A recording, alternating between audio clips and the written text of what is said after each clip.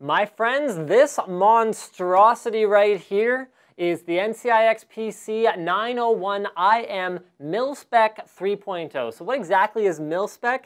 It is MSI's Military Class Components Initiative. So you have to use military class components inside the system, which basically means they're going to last longer, they run cooler, all that good stuff, as well as other components with a proven track record. So NCIX was the first to implement MSI MilSpec PCs, and it's now on its third generation with the fastest MilSpec NCIXPC yet.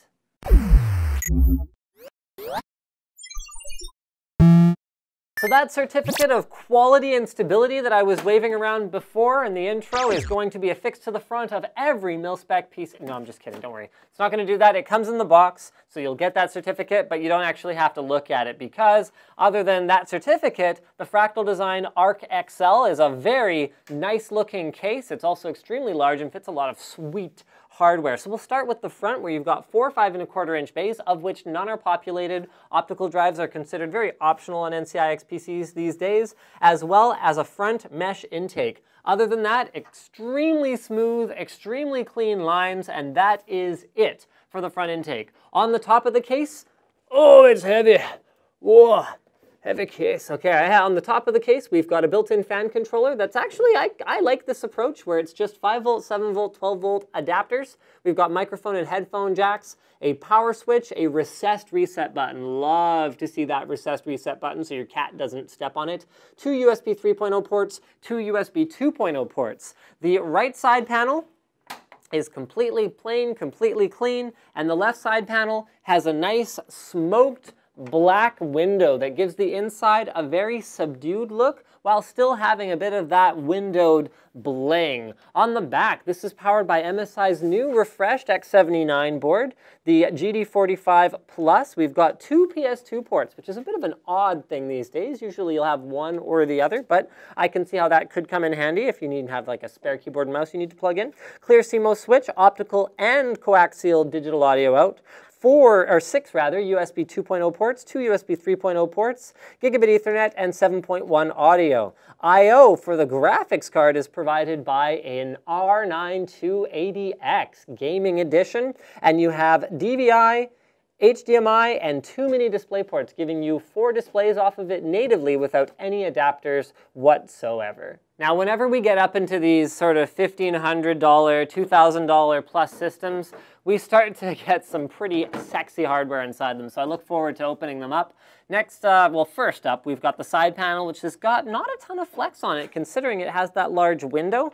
This is partly due to the fact that it just uses thicker steel than you'll get in more value-optimized or cheaper cases. This means that the system does have some heft to it. I wouldn't necessarily want to move it around more than necessary, but it also has a good, quality feel to it. Whack that fan right there. All right, so now that we're inside, we can see, yes, this little bit of adhesive has come off. I'm just going to go ahead and fix that right there. And the interior layout of the case is as good as the outside of it for sure. The cable management options make it immaculate, in spite of the fact that it's not even a fully modular 1000-watt 80+ platinum Newton power supply in there. You can easily hide whatever cables you don't need. You can also take out components of the case that you don't need. So you can see here at the front, this hard drive cage has been completely removed to give unrestricted airflow access to the video card. So that front fan is blowing air directly across the video card, and considering that it uses more of an open air cooling design for MSI's Radeon R9 280X Gaming Edition is quite important. Blower designs rely less on airflow and actually moving the air out of the case. So that sexy looking graphics card is going to stay nice and cool, as is the rest of your system. Speaking of nice and cool, this right here, my friends, is the Swiftech H220, which is, from my personal testing, the best dual fan pre-filled liquid cooling out there, not only in terms of performance, but also in terms of expandability, because its pump and block combo unit is completely not permanently attached to the radiator reservoir combo unit. You can actually get additional tubing, add additional components to it, and it has the horses to back it up. so you can add it and not have it just become completely overwhelmed.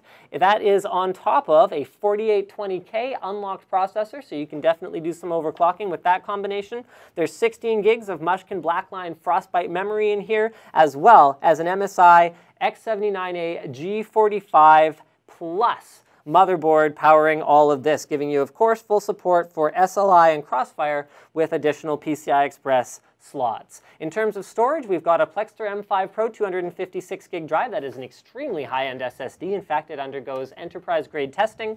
And a WD Green 2 terabyte drive for your mass storage, your games, your music, your photos, your movies, and all that stuff that you can't really store on an SSD because they're still quite expensive in terms of cost per gig. So this is the part at the end of the video where I talk about the value. So, okay, it's a pretty expensive system at $2,000, but the parts that are in here are pretty much what an enthusiast would pick anyway.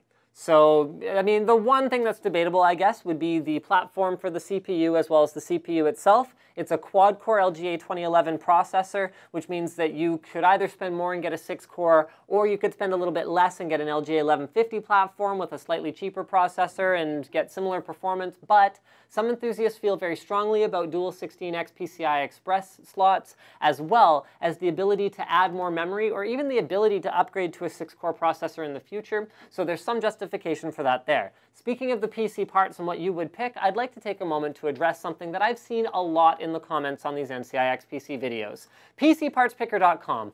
Do you imagine that we've never heard of it? Yeah, it exists. Yes, you can choose PC parts at, low price, and we see a lot of comments, don't buy a pre-built machine because you can get a much better value by going on PC Parts Picker. You know what? Sometimes you can't. NCIX is not a boutique system builder in that they're asking for a random, $350 or $450 of extra margin on the system. They actually are just building a custom system. They're an e-tailer, so you're getting regular e-tailer prices, and then it's just a few bucks for assembly. And combine that with the fact that NCIX works with their partners to negotiate special deals and special pricing on the components that go into these systems. I challenge you. Go to PC Parts Picker, spec out this exact machine. Now factor in the fact that you're getting a 1-year warranty, you're getting in-house tech support that is not outsourced, and you're getting someone to actually put it together for you, and it starts to look like a pretty compelling value. Now couple that with the fact that you're going to get a bunch of free stuff. So you get Never Settle Silver, which anyone who's buying an R9 280X would get, but you also get Far Cry 3, Far Cry 3 Blood Dragon, Tomb Raider, and CRYSIS 3 to go along with your purchase. It starts to look pretty darn compelling. So yes, the system isn't cheap, but is it a good value compared to other system builders? Absolutely. Is it a good value compared to PC Parts Picker? I'll let you figure that one out on your own. Thank you for checking out this week's episode of NCIX Tech Tips on the NCIXPC 901IM MilSpec 3.0. Don't forget to subscribe to NCIX Tech Tips for more videos like this from NCIX.com.